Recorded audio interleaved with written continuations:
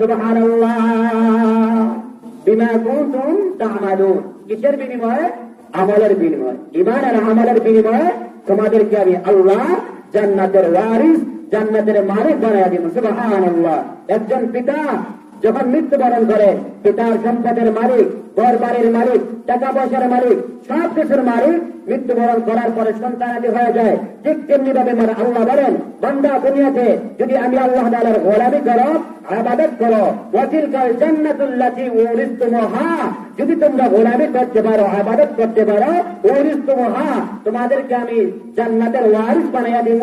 শর্ত হলো বিমা কুনতুম তা'মালুন, নেক আমল করতে হবে। আমি আল্লাহ তাআলার হুকুম অনুযায়ী জীবনকে পরিচালনা করতে হবে, হালাল হারাম মেনে জীবনকে কাটাতে হবে। তাহলে আমি আল্লাহ তোমাদেরকে জান্নাতের ওয়ারিস বানাইয়া দেব। সুবহানাল্লাহ।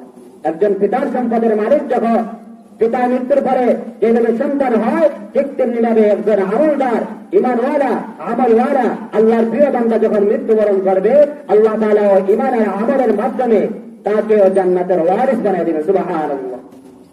আল্লাহ তাআলা বলেন,